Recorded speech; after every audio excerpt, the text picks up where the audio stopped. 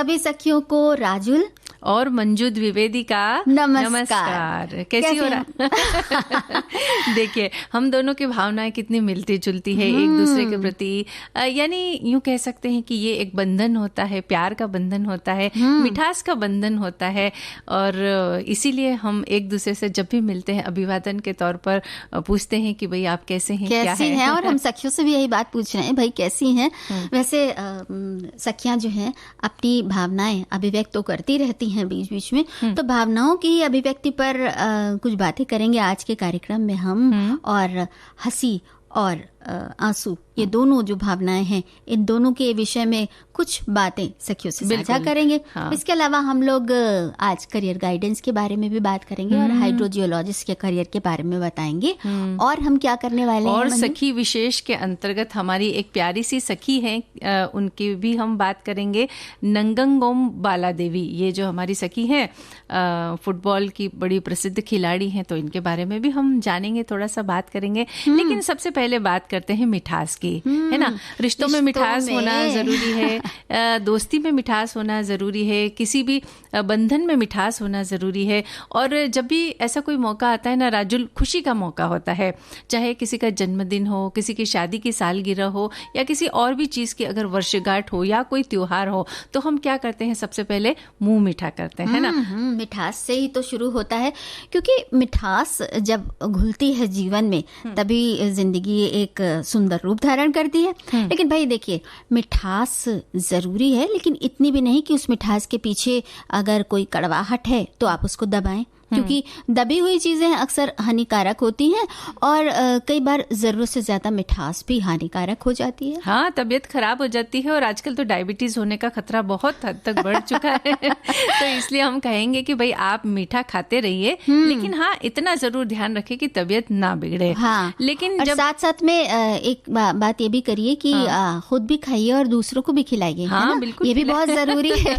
तभी तो आपस में मिठास बनी रहेगी राजुल। अगर हम अकेले अकेले हम खाते रहेंगे तो क्या मिठास बनी रहेगी रिश्तों में? तो और कड़वाहट आ जाएगी, क्योंकि सामने वाला अक्सर आपसे इस बात की शिकायत करेगा, अरे अकेले अकेले हलवा खा लिया, अकेले अकेले चॉकलेट खा ली, या अकेले अकेले केक खा लिया। ये बात तो ठीक नहीं है। तो ये सब चीजें बांट कर खाएं। हाँ, तो भाई चॉकलेट की बात तो हम लोगों ने कर ली और मिठास की भी बात कर ली, लेकिन जरा कुछ करियर की भी बात करो। सोचो तो जरा, एक समय था जब कहा जाता था, जब छोटे थे हम, तो ये कहा जाता था कि पढ़ोगे लिखोगे तो होगे, बनोगे नवाब, और खेलोगे कूदोगे तो होंगे खराब। लेकिन अब ये जो कहावत है ये अब उचित नहीं लगती है, बदल चुकी है, क्योंकि खेलों के क्षेत्र में भी हमारी जो सखियां हैं, सखियां सभी ने इतने आगे कदम बढ़ाए हैं या फिर इतना देश का नाम रोशन किया है कि अब ये लगता है कि भाई पढ़ाई के साथ साथ खेलना भी कितना जरूरी है। और में आगे बढ़ के हमने ये जाना है ना कि खेल भी जिंदगी का एक जरूरी हिस्सा है। हाँ, स्वास्थ्य के लिए तो अच्छा होता ही है, क्योंकि खेलने कूदने से क्या होता है कि शरीर की कसरत भी अच्छी हो जाती है। और अगर उस खेल में आप कुछ ज्यादा अच्छे हैं तो अपने करियर ऑप्शन के रूप में भी उसको अपना सकते हैं, बिल्कुल, है ना। तो आज हम सखी विशेष के अंतर्गत एक खेल प्रतिभा की हम बात करेंगे। और आज की हमारी खेल प्रतिभा है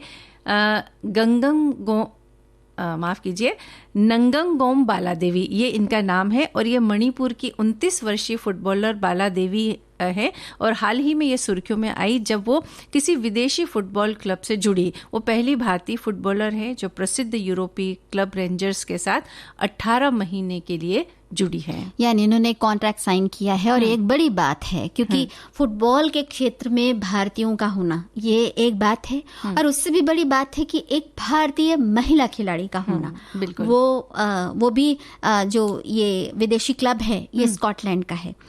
बाला देवी के बारे में अगर हम बात करें तो वो भारतीय महिला फुटबॉल टीम की कप्तान भी रही हैं। उन्होंने टीम के 58 मैचों में से 52 गोल किए हैं। वो दक्षिण एशिया में सबसे ज्यादा अंतर्राष्ट्रीय गोल करने वाली महिला खिलाड़ी हैं और 2015 और 2016 में उन्हें women player of the year का खिताब दिया गया। और rangers football club Scottish women premiere league में हिस्सा लिया इन्होंने, जो कि स्कॉटलैंड में महिला फुटबॉल लीग प्रतियोगिता में हाईएस्ट लेवल की प्रतियोगिता है, जिसमें जीतने वाले को स्कॉटिश प्रीमियर लीग कप मिलता है। जो कि तो ये इसी क्लब से जुड़ी हैं, स्कॉटलैंड के इसी क्लब से जुड़ी हैं।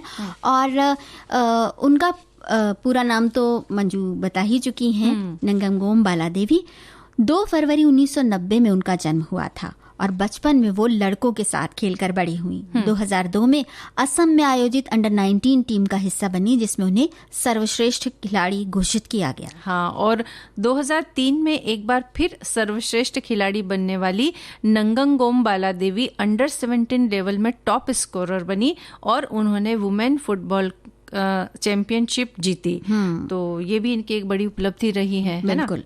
नेशनल गेम्स ऑफ इंडिया 2015 यानी 2015 में उन्होंने अपने राज्य मणिपुर का प्रतिनिधित्व करते हुए गोल्ड मेडल अर्जित किया। इस प्रकार एक के बाद एक सफलता के अनेक कीर्तिमान बनाती गई और अब सबसे बड़ा तो यही रिकॉर्ड उन्होंने बनाया है, जो उन्होंने स्कॉटलैंड की इस क्लब को ज्वाइन किया है। और ये क्लब हमने जैसा कि बताया कि एक बहुत ही प्रतिष्ठित प्रतियोगिता का आयोजन करती है फुटबॉल के खेल में, और उसका हिस्सा बनी है नंगंगोम बालादेवी। बिल्कुल। तो ये जब इस तरह की हम बातें करते हैं ना राजुल, तब हमारे मन में ये ख्याल आता है कि जो भी बच्चे खेल के क्षेत्र में रुचि रखते हैं तो थोड़ा सा अगर माँ बाप उन्हें प्रोत्साहन दे या फिर उनकी रुचि के खेल में उनको थोड़ा आगे बढ़ाने की कोशिश करें, कोई कोचिंग हो तो वो उन्हें करवाएं, तो इस तरह से उनकी खेल प्रतिभा में निखार लाया जा सकता है। और अगर बच्चे भी उतने ही परिश्रम के साथ अगर उस खेल में आगे बढ़ते हैं तो इस तरह से, जैसे कि हम आज जिन सखी की हमने बात की, इस तरह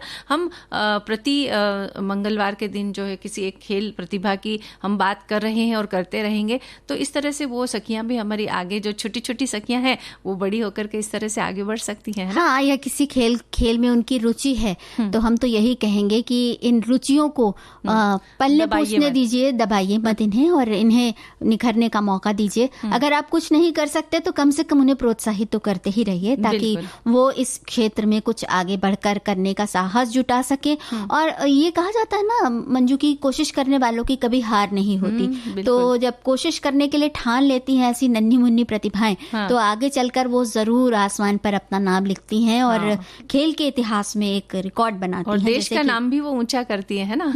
और अभी जब प्रोत्साहन की बात चली है तो मैं ये सोच रही हूँ कि मैं तुम्हें इस बात का थोड़ा सा प्रोत्साहन दे दूं कि चलो संगीत की तरफ बढ़े। बिल्कुल भाई, खेल कूद और खाने पीने की बातों से हम शुरू कर चुके हैं, तो अब जरा थोड़ी गंभीर तरफ आ जाएं। और हाँ, लेकिन गंभीर होने से पहले मुझे जब ये गाना सुन रही थी ना मैं, तो मुझे इस बात का ख्याल आ रहा था कि भाई दिल के मैदान में भी हम LBW आउट होते हैं, ये पहली बार पता चला। हाँ, वो तो वही थोड़ा सा ध्यान रखिएगा कि वही किसी का दिल LBW ना हो जाए, आउट ना करे, थोड़ा सा संभालिएगा, क्योंकि दिल एक ऐसी चीज है कि मुश्किल से संभलती है जरा, तो अगर शुरुआत से थोड़ा सा संभाल कर रखा जाए तो अच्छा है। हाँ, बिल्कुल, अपना भी और दूसरों का भी। सही बात है। मतलब LBW होने से बचाएं या आउट होने से बचाएं या गुगली मत फेंकें जबरदस्ती। तो बहुत सी चीजें हैं। बहरहाल अब एक जो जीवन का एक बहुत गंभीर पक्ष है, क्योंकि हमारे जीवन से, हमारे करियर से जुड़ा है, और उस पक्ष में भी एक वो वाला ऑप्शन, एक वो वाला विकल्प जो हमारे जीवन की मूलभूत आवश्यकताओं से जुड़ा है। यानी गीला गीला विषय है एक जरा। हाँ, गीला गीला विषय, फिसलने का डर नहीं है, लेकिन बिल्कुल भी अगर आप मजबूती से कदम रखते हैं। और वो है पानी से जुड़ा हुआ एक करियर, जिसके बारे में आज हम बात करने वाले हैं। हाँ, तो आज हम बता दें सखियों को कि हर प्रत्येक मंगलवार को हम करियर से संबंधित बातें करते हैं, और आज करियर में जो हमने विषय चुना है वो है हाइड्रोजियोलॉजिस्ट। हाइड्रो जहाँ भी ये शब्द आता है मतलब वहाँ पानी से संबंधित कोई चीज होती है। तो हाइड्रोजियोलॉजिस्ट के क्या क्या काम होते हैं, क्या उनकी जिम्मेदारियां होती है, क्या पढ़ाई होती है, इस बारे में आज हम पूरी चर्चा करेंगे। हाँ, तो बताते हैं हम कि पर्यावरण संतुलन हमारे लिए बेहद ज़रूरी है, लेकिन इस संतुलन में जहाँ चूक या कमी हो रही है और जिसकी वजह से बाढ़ जैसी प्राकृतिक आपदाएं आ जाती हैं, उसके प्रमुख कारक और कारण दोनों की ही जो है व्याख्या करते हैं हाइड्रोजियोलॉजिस्ट। जैसा कि हमने बताया कि हाइड्रोजियोलॉजिस्ट के क्या काम होते हैं हम बताएंगे आपको। और हाइड्रोजियोलॉजिस्ट पानी, मिट्टी और चट्टान के बीच बने समीकरणों की व्याख्या करते हैं, ये उनका काम होता है। यानी मैदानी भाग में भी और चट्टानी भाग में भी, दोनों ही जगह पानी के स्रोत होते हैं और दोनों ही जगह पानी की जरूरत होती है। तो इन दोनों ही जगहों पर हाइड्रोजियोलॉजिस्ट का काम होता है और वो किस तरह से ये पानी प्रभावित हो रहा है वहाँ के पर्यावरण के कारण, इसकी व्याख्या करते हैं। अब इनकी ज़रूरत कहाँ पर पड़ सकती है, ये किस किस उद्योग में काम कर सकते हैं, ये बताने वाले हैं। तो ये माइनिंग इंडस्ट्री में काम कर सकते हैं, यानी जो खनन विभाग होता है। और फिर वेस्ट मैनेजमेंट, वहाँ पर काम कर सकते हैं। स्टॉर्म वाटर मैनेजमेंट, यहाँ पर भी इनका काम होता है। इस तरह की तमाम उद्योगों में इनकी आवश्यकता होती है।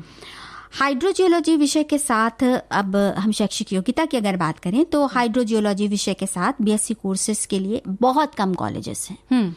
तो इतने जो कम कॉलेजेस हैं तो इसके बाद भी बहुत कठिन प्रवेश परीक्षा से गुजरना पड़ता है जो कॉलेज हैं भी।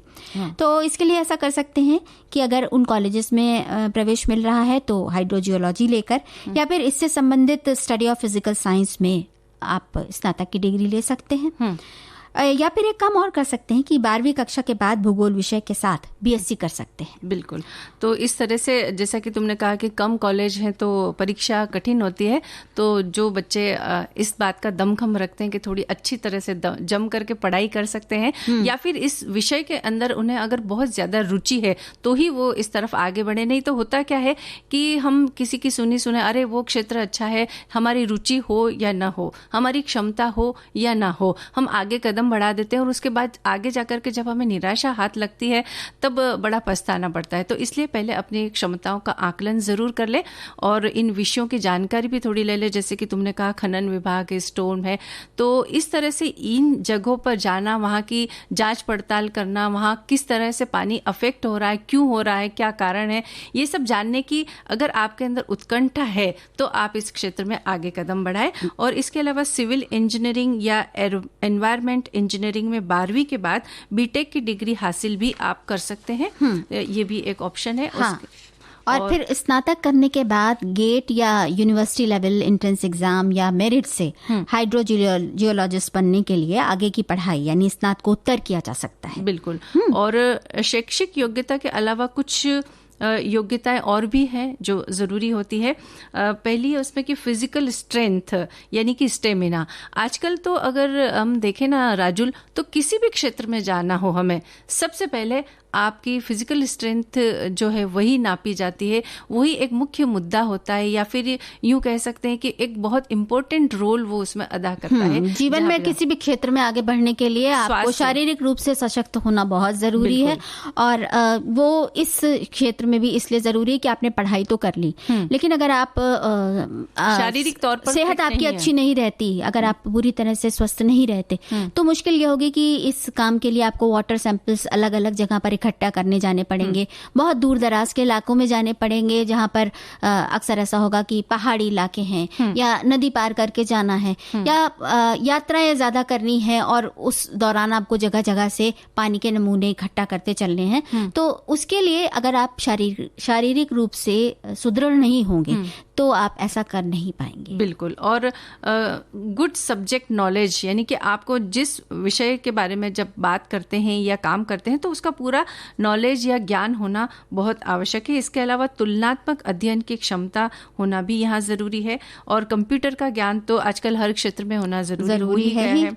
और संगठन और बातचीत की क्षमता यानी कि ऑर्गेनाइजेशनल एंड कम्युनिकेशन स्किल भी आपके अंदर होना ज़रूरी है। और जहाँ तक ऑर्गेनाइजेशन और कम्युनिकेशन की बात है ना, तो ये भी दोनों चीज़ें ऐसी है जो किसी भी क्षेत्र में जाए, अगर ये आपकी जो स्किल अगर अच्छी है तो आप सब जगह अपनी एक जगह बना लेते हैं या काम में सुविधा हो जाती है ना। और इसके साथ ही साथ एक और बात जरूरी है, वो है एनालिटिकल स्किल, यानी आप विवेचना करने की आपके अंदर क्षमता हो। आप दो चीजों का, अगर आपके पास दो नमूने हैं और उन नमूनों के बीच में आपको तुलनात्मक अध्ययन करना है तो आप उनको अच्छी तरह से समझ सकें और उस समझने के बाद किस निष्कर्ष पर आप पहुंचे हैं, ये बात, सही निष्कर्ष पर आप पहुंच सके, ये बात आपके अंदर होनी चाहिए। जैसे पहले से कुछ एकत्रित किए हुए डेटाज होते हैं, उन डेटाज के अलावा आपने कुछ और नमूने एकत्र किए हैं, उन दोनों के मिलान के बाद आपने कौन सा निष्कर्ष निकाला है, ये जानकारी आपको होनी चाहिए कि वो निष्कर्ष किस हद तक सही है, क्योंकि इसी से उस जगह का जो पर्यावरण वाला संतुलन का जो एक स्तर होता है वो निर्धारित होता है। इसके साथ ही साथ वहाँ पर जमीन की या पानी की या चट्टानी इलाका है तो उस पठारी इलाके की कैसी स्थिति है, ये निर्धारित होती है। तो भाई हमने इतनी सारी बातें करी इस विषय पर। हाइड्रोजियोलॉजिस्ट बनने के लिए क्या क्या योग्यताएं होनी चाहिए, क्या क्या पढ़ाई करनी चाहिए। तो जो भी युवा हैं जो इस वक्त कॉलेज में पढ़ रहे हैं, सोचें वो इस विषय में और जाने कि अगर आपका इंटरेस्ट इन चीज़ों की तरफ है तो आप इसे अपने करियर ऑप्शन के रूप में चुन सकते हैं और इस क्षेत्र में आगे जाकर के पैसा कमा सकते हैं। और इस बारे में ज़्यादा जानकारी आप इंटरनेट पर हासिल कर सकते हैं, उसको सर्च करें और कॉलेज के बारे में या और इससे जुड़ी पढ़ाई के बारे में आप ज़्यादा से ज़्यादा जानें। जी, चलते चलते हम कहाँ तक आ पहुँचे हैं मंजू, ये तो ज़रा देखियो। हम नदी किनारे तक आ पहुंचे हैं। और नदी किनारे तुम नाव तैराने की बात तो नहीं सोच रही हो? कभी कभी सोचते हैं, अच्छा लगता है कि नाव तैराने की जब बात आती है तो बचपन में पहुंच जाते हैं और याद आता है वो मंजर जब हम थोड़े से पानी में भी कागज़ की नाव बना करके उसे तैराने की, चलाने की कोशिश करते थे। लेकिन उन छोटी छोटी बातों में कितनी खुशियाँ छुपी होती थी, उसके बारे में भी अक्सर मुझे ख्याल आता है कि आज जब बड़ी बड़ी बातें हो जाती, बड़े बड़े यूँ कह सकते हैं सुख भी हमें मिल जाते, लेकिन वो खुशी हम महसूस नहीं कर पाते जो बचपन की उन छोटी छोटी बातों में हम ढूंढ लिया करते थे या महसूस कर लिया करते थे। बचपन होता ही ऐसा है जिसमें छोटी छोटी खुशियां भी बहुत अजीज लगती हैं। और क्योंकि बचपन ही वो समय होता है जब हम अपने व्यक्तित्व को गढ़ रहे होते हैं, अनजाने में ही सही। देखो उसी समय हमारे संवेगों का विकास होता है, हमारे मन में जो भावनाएं होती हैं। हाँ। और अगर संवेगों की बात करें तो खास तौर से यही जो तुमने अभी कहा ना, खुशी, दुख और गुस्सा और इसके साथ साथ ईर्ष्या, ये चार चीजें जो हैं वो उसी दौरान, मतलब अभी हम जहाँ नदी पर पहुंचे थे ना, तो वहां पर जब एक सीप का टुकड़ा मिल जाता, सीप मिल जाती थी, या कोई रंगीन कांच का टुकड़ा मिल जाता था, या रेत पे अगर हम कोई सुंदर सा एक वो बना लेते थे, घरौंदा, हाँ, तो कितनी खुशी सी मिलती थी। और वही अगर वो मान लो किसी मित्र ने आकर उसको पैर से तोड़ दिया तो कितना गुस्सा आता था, कितना रोते थे। हाँ। ये बात कितनी ज्यादा होती थी। और कई दिन तक बात भी नहीं करते थे, कई बार तो घर में जाकर मनाना पड़ता था, घर में वो मित्र आते थे मनाने के लिए। ऐसे भी लोगों के साथ वाकये हुए हैं। लेकिन वो चीजें बचपन के साथ खत्म हो जाती हैं और बड़े होकर हम सीख जाते हैं कि अगर कोई चीज हमारे मन मुताबिक नहीं हो रही है या मन मुताबिक हो रही है तो हमें अपने आप को किस तरह से अभिव्यक्त करना है। बिल्कुल, अभिव्यक्ति एक माध्यम है, चाहे वो खुशी की अभिव्यक्ति हो, चाहे गम की हो, क्रोध की हो, ईर्ष्या की हो। लेकिन जब अभिव्यक्ति की बात आती है तो अभिव्यक्ति करने का भी अपना अपना एक तरीका होता है। अगर खुशी व्यक्त करनी हो तो भी ऐसे बताइए कि किसी को ईर्ष्या ना हो।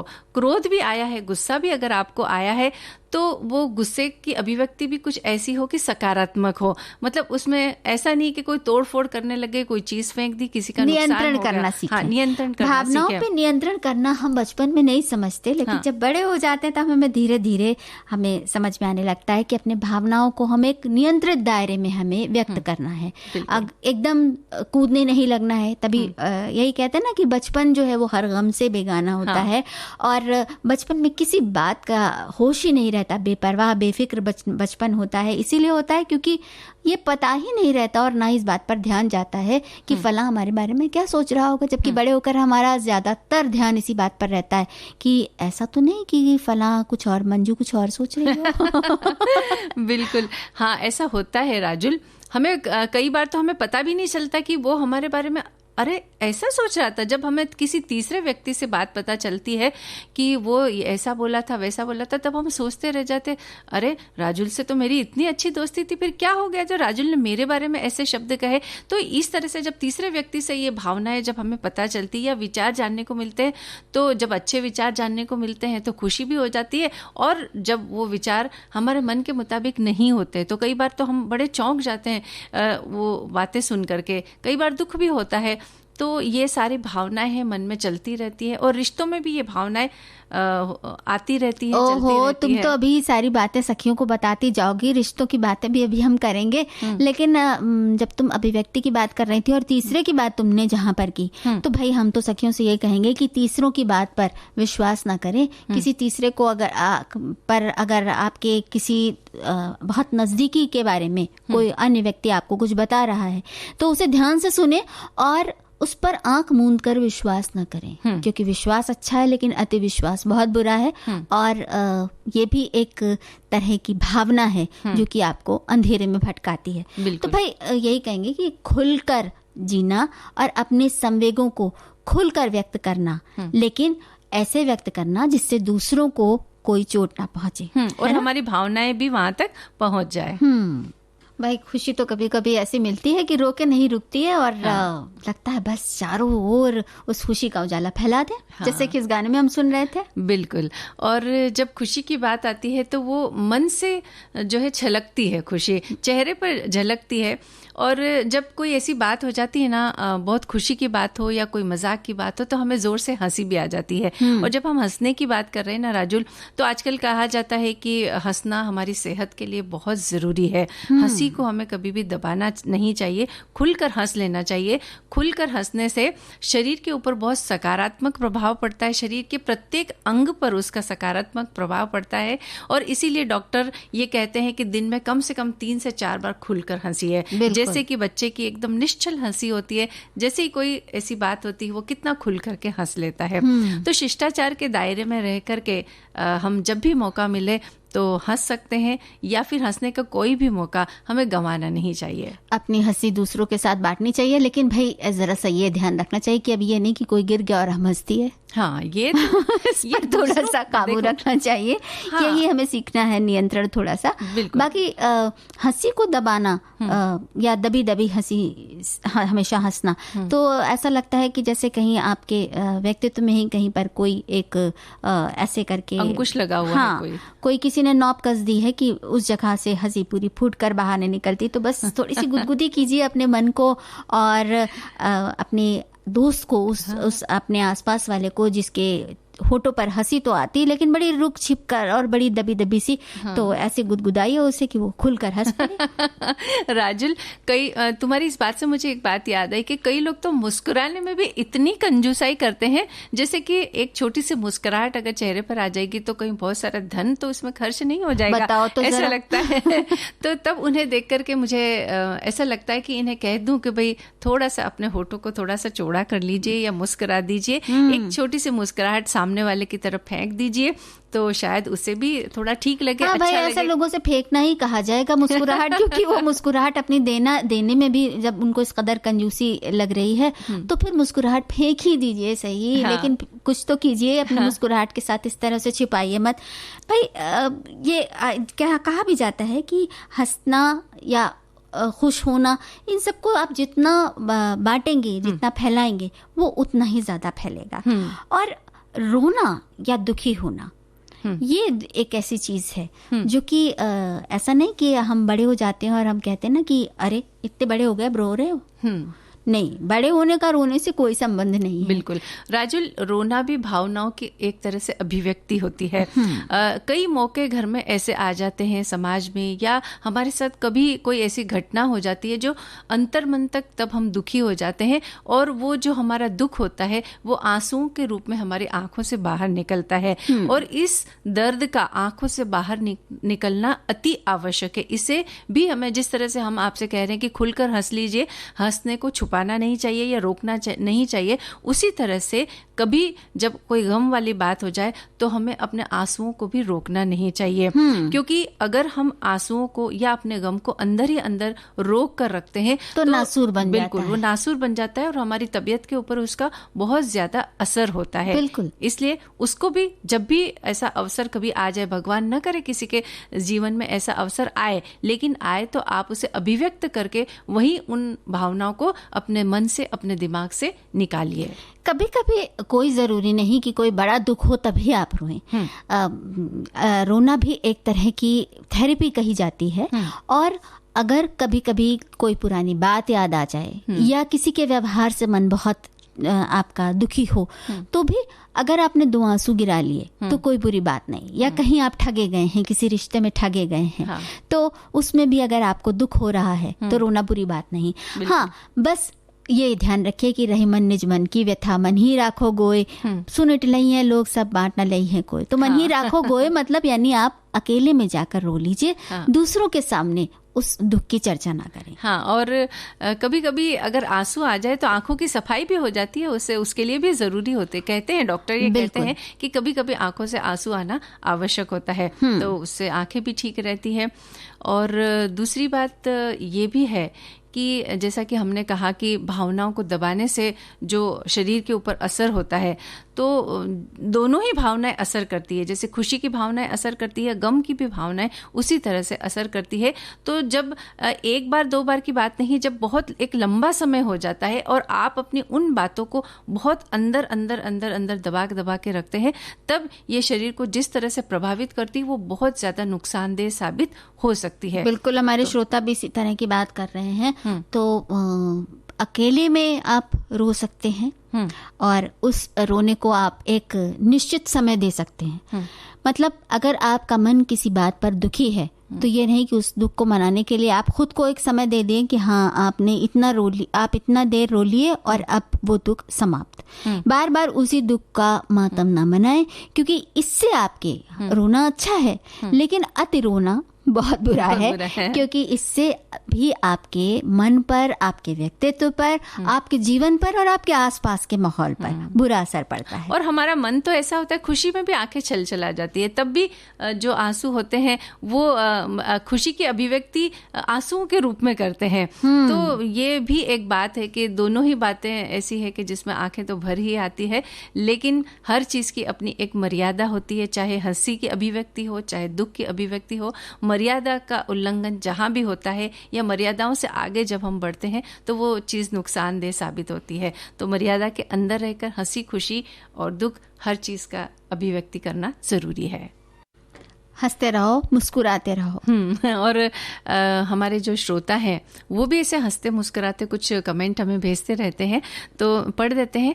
हमारी एक सखी ने लिखा है कि खुलकर रोना और खुलकर हंसना ये दोनों ही सेहत के लिए अच्छा होता है। जैसे खिलखिलाते हुआ बच्चा पूरे वातावरण में खुशी फैला देता है, उसी तरह से हमें भी हमेशा खुश रहना चाहिए और दिल खोलकर हंसना चाहिए। कभी कभी गम का समय भी आता है तो दुख में दिल खोलकर रो लेना चाहिए बिना संकोच किए, है ना? यही तो हमने भी कहा था। हाँ, और एक और श्रोता है जो ये लिखते हैं कि रिश्ते निभाने के लिए रोज मिलना जरूरी नहीं, दूर रहकर भी इसे निभाया जा सकता है। बस मन में रिश्तों के प्रति दोनों ओर से सच्चे विश्वास की भावना हो, फिर वो रिश्ता दोस्ती या खून का हो या पति पत्नी का हो, कोई भी रिश्ता निभाया जा सकता है। रिश्तों के बारे में तो हमारे एक और सखा हैं, उन्होंने कहा है कि रिश्तों को लेकर काफी चर्चा होती है, हम अगर जिंदा हैं तो रिश्तों की बदौलत।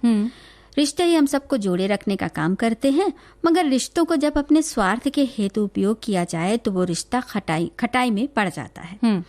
रिश्तों को बनाए सजाए रखना, निभाना एक कला है और एक दूसरे से दूर होने के बावजूद एक दूसरे का ख्याल रखना रिश्तों की पहचान है। आज हम भी आप लोगों से दूर होते हुए भी इसी माध्यम से आप सभी विविध भारती परिवार की तरह रिश्तों की एक कड़ी में जुड़ गए हैं। क्या बात है। बहुत बहुत धन्यवाद इन्हें।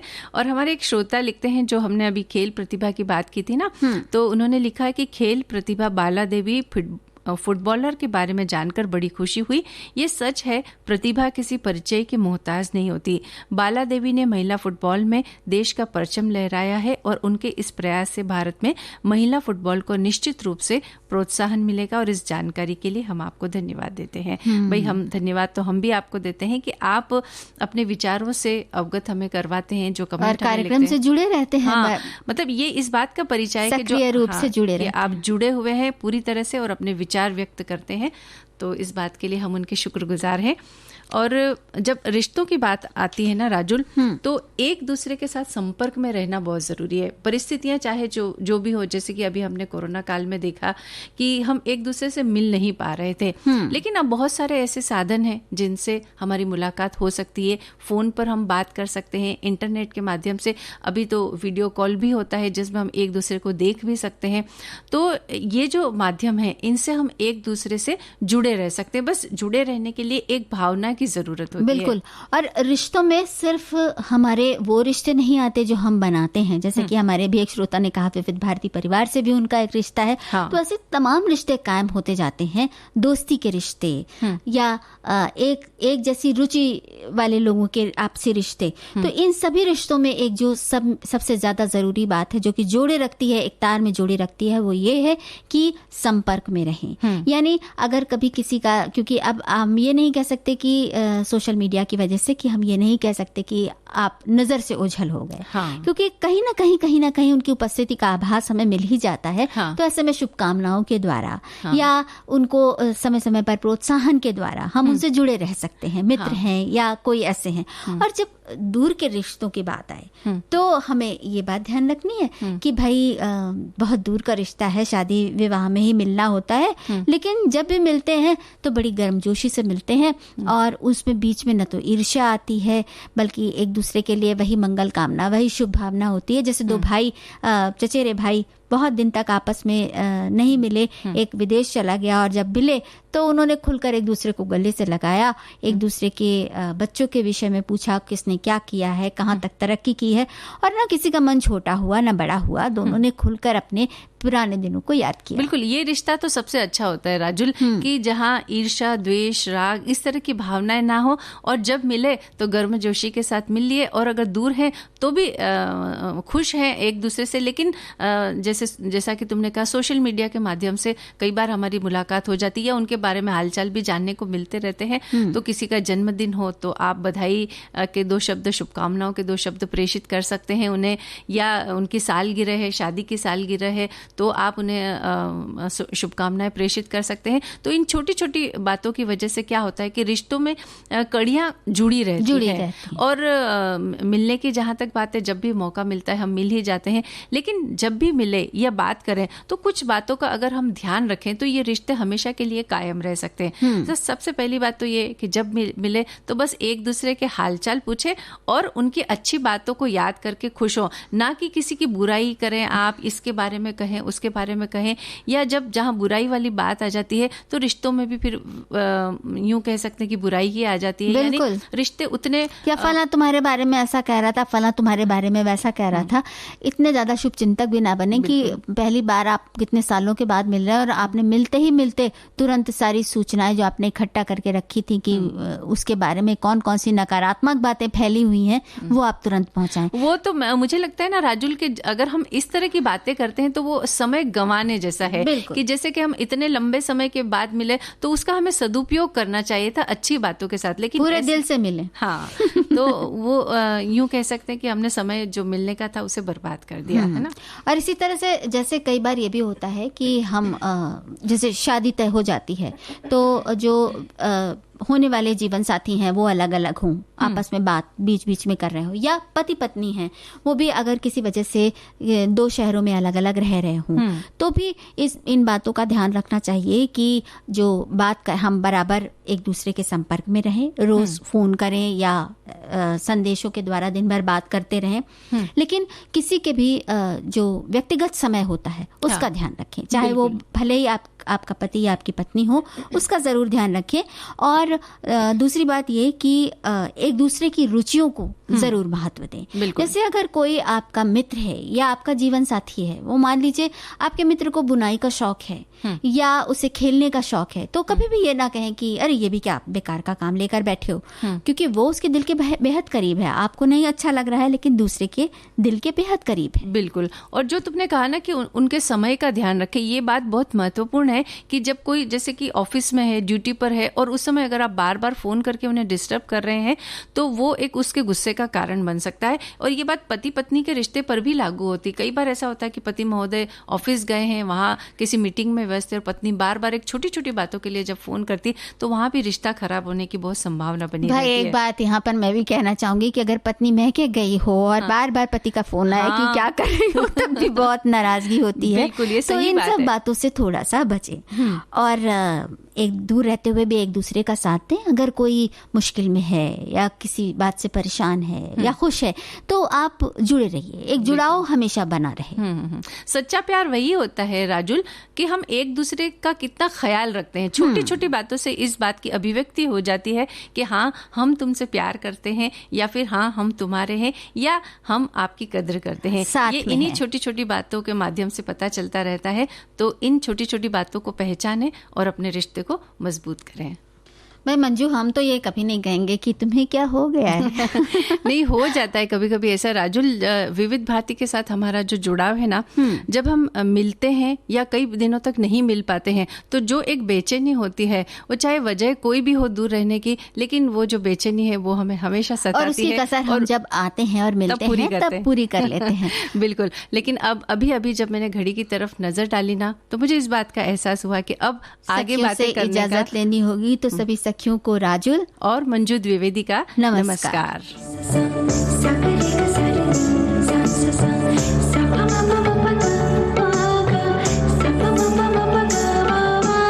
सखी सहेली।